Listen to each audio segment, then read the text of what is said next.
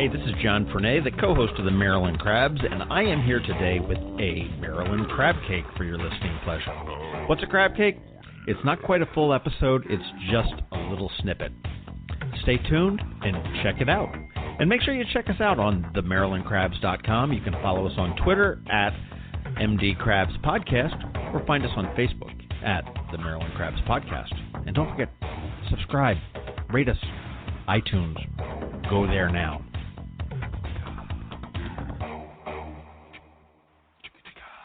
Hey, this is John Fernay with the Maryland Crabcake for the Annapolis Film Festival. The Annapolis Film Festival opens on Thursday, March 30th and runs through Sunday, April 2nd in Annapolis, Maryland. Before the West Coast will make its Annapolis debut on Friday, March 31st at 2:30 p.m. in the Lower Theater at Maryland Hall, and again at 3 p.m. on Saturday, April 1st at Asbury United Methodist Church.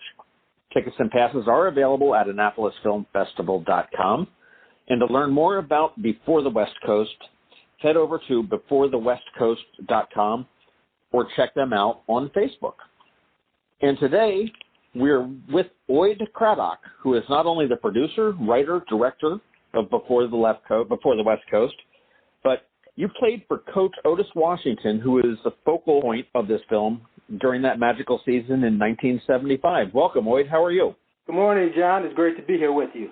It is. How's the weather down there in Atlanta? We're up here in Maryland, and they were expecting some kind of a crazy blizzard here today, and all we've got is a bunch of slush. It's just a little damp and cool here, but nothing compared to what our friends in the Northeast are facing. So we're pretty. Well, for people that are listening, the Before the West Coast, it's a civil rights story set in Louisiana. In 1967, there was a federal ruling that said St. Augustine, or St. Aug, which was an all-black high school, and correct me if I'm wrong here, but it was an all-black high school, was allowed to join the all-white Catholic League in athletics. It's a story of adversity, overt racism, struggles, and ultimately victory as you guys marched on to a state championship in 75 with an undefeated 15-0 season. Do I have that kind of right?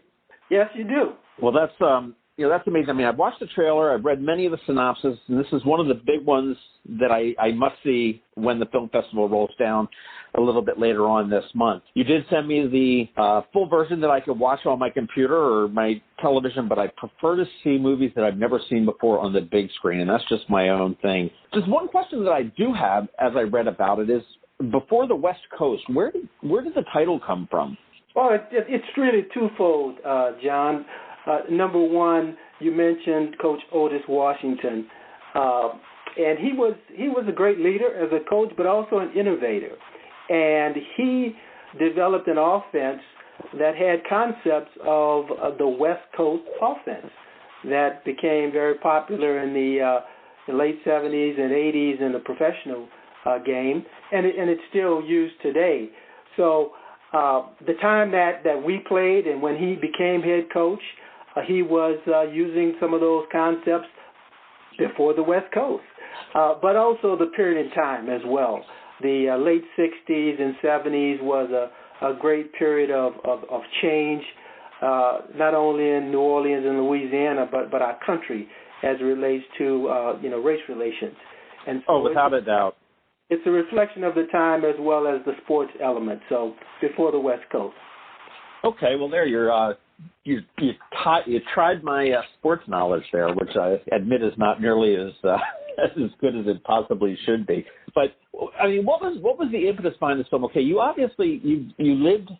You lived this film. This is a story of a period of your life, as well as obviously a bunch of other folks that shared your life with you. We spoke a little bit earlier before the interview. I mean, you're a little bit older than I am, and so you've gone so long. What was the impetus? Why did all of a sudden this particular period of your life, these I'm going to guess 4 or 5 years, because you came. When did you go into the school? They became part of the league in '67, and you entered the picture in '71, and then. Actually, I was a freshman in high school in the fall of 1972. Graduated in '76.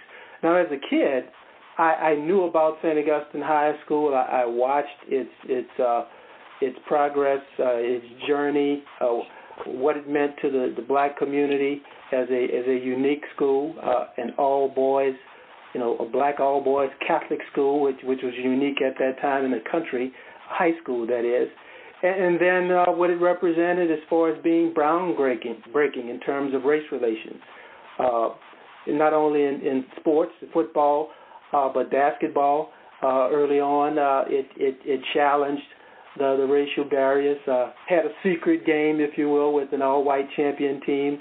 The marching band broke the barriers of being the first band to march in an all-white parade, the King of Carnival, Rex Parade, so many areas. Right.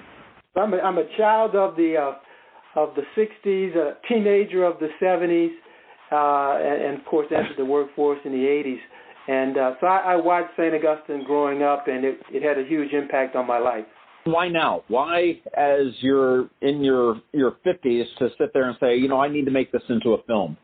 Well, it was a sequence of things that kind of came together. Number one, at the end of 2011, I was retiring from a 31-year career with the IBM Corporation. Now, there's a surprise for me. Okay, we'll get back to that. I want to talk to you about that. And in January of 2012, really only a few weeks after my retirement, where I was doing a number of things, reflecting in many ways, Coach Otis Washington was inducted into the Louisiana High School Athletic Association Hall of Fame, the LHSAA as it was called. And so that was huge.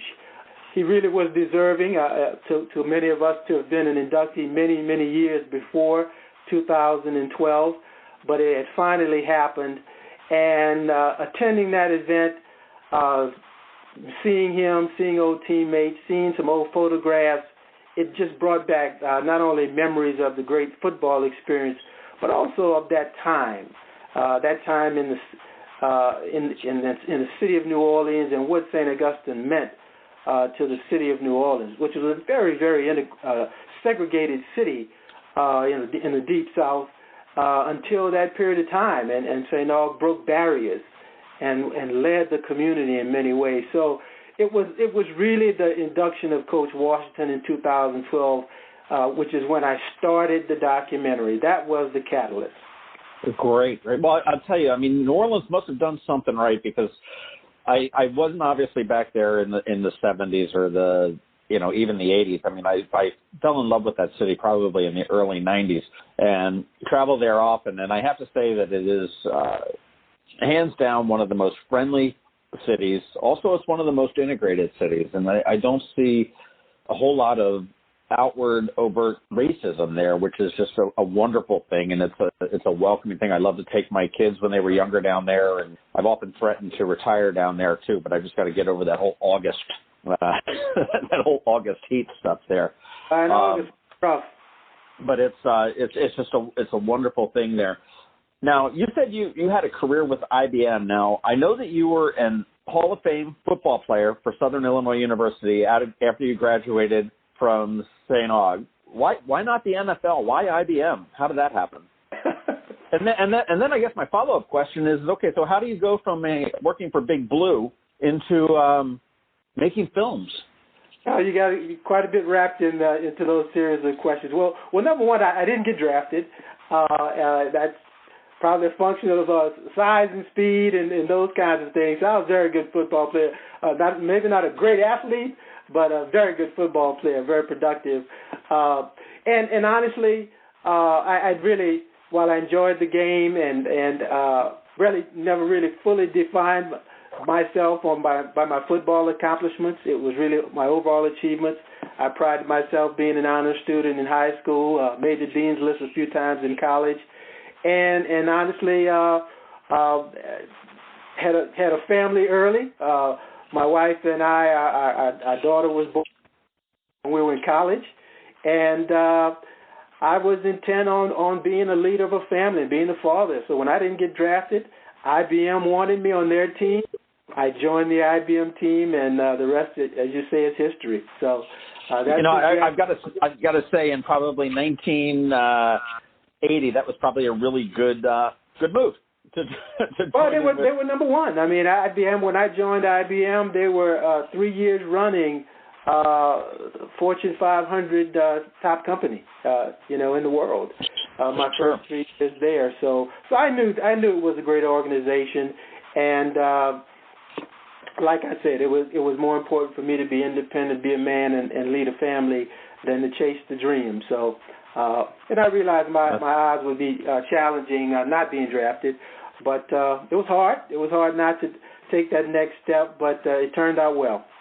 Absolutely. Now, how do we go from IBM into writing, directing, and producing films? Well, this is the first, and you dove into the deep end there, man. You didn't start with any of the small stuff.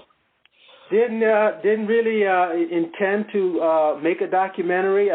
When I said the meeting of Coach Washington at the Hall of Fame induction was the catalyst, it was really a catalyst to produce a great photo catalog with a couple of video clips that really talked about that time and talked about St. Augustine football. That really was the intent.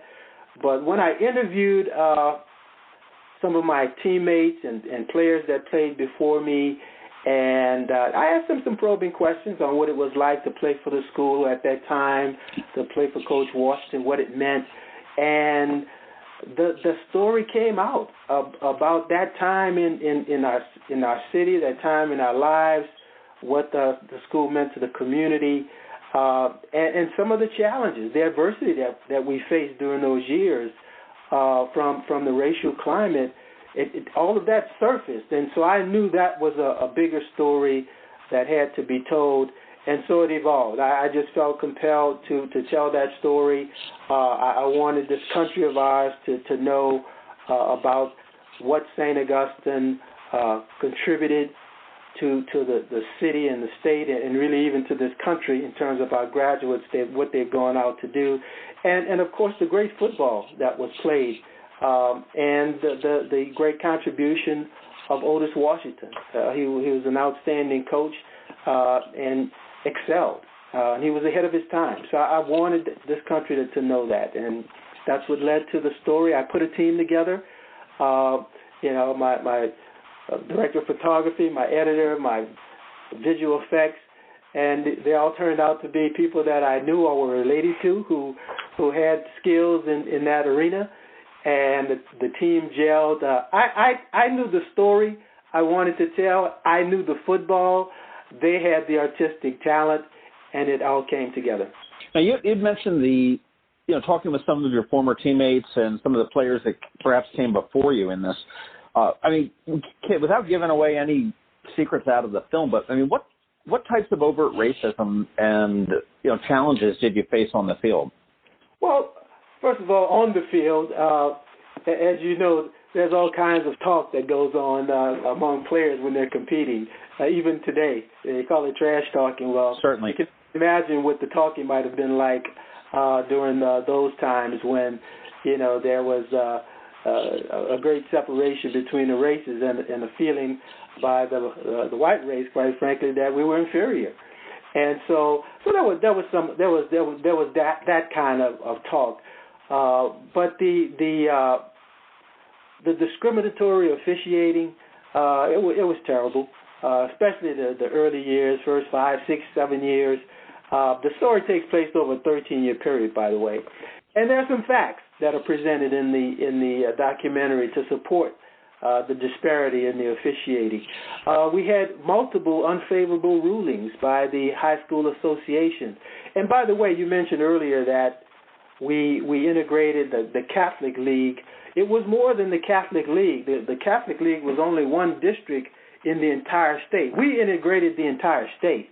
The high school association that governed all the sports in the state, all of the white schools, that was the league that we integrated. And and our doing that opened the door for other black schools to come in and compete, or public schools, the non-Catholic schools to compete. But so we had multiple unfavorable rulings. 19 of our players were declared ineligible our first year due to a technicality on what instructional materials were used with the course. A few years later, we had an undefeated team disqualified because of an administrative error associated with a guy's transcript. So you had all of those things happen year after year, and we had to continue to fight through it. Then you just had misfortune, you know. Well, one thing I've got to say is I did a little bit of, sniffing around on between your website and Coach Washington. How many years did he coach there for? Coach Washington, he was head coach 11 years. I think he did another 5 years with the junior varsity. Okay, so he's got 16 years there, and you said this story spans 13. And I did see a fact that Coach Washington, despite all of this adversity, despite the unfair rulings, despite everything they're throwing in your way to not compete against white competitors, amassed an 87% winning rate. It's a fact. 113 victories, 17 losses, and 1 tie. It was amazing. Something truly special had to be going on to achieve at that level under the circumstances. Well, it certainly is, and I'll tell you, this is one film that if you're going to the Annapolis Film Festival at the end of the month that you do want to see. You do have 2 chances to see it. Before the West Coast will make its Annapolis debut on Friday, March 31st at 2:30 in the Lower Theater at Maryland Hall, and again at 3 p.m. on Saturday, April 1st at Asbury United Methodist Church there. Are you going to be coming up for the festival? Boyd, do you know? I will be there for the entire event. I will conduct Q&As after the screening, both days. That is phenomenal. Is there anybody else that's associated with the film coming up, do you know? Or is it just you? No one else is coming at this time. Okay, well, what I will do is I will make sure that I hunt you down and introduce myself to you face-to-face. I do appreciate your time with me this morning, and we'll get this going, sending this over to the Annapolis Film Festival. We'll have sort of a preview of the previews. Again, the Annapolis Film Festival opens on Thursday, March 30th, runs through Sunday, April 2nd in Annapolis, Maryland. Before the West Coast, March 31st, Friday at 2:30 in the Lower Theater at Maryland Hall, and again at 3 p.m. on Saturday the 1st at Asbury United Methodist Church. Tickets for the film festival and passes are available at AnnapolisFilmFestival.com. And to learn more about Boyd Craddock and Before the West Coast, head over to BeforeTheWestCoast.com or check them out on Facebook. And when you're down here at the film festival, make sure you check this movie out. This is a good one. Boyd, thank you very, very much for your time, and I look forward to meeting you in a couple weeks. It was my pleasure, John. Look forward to seeing you.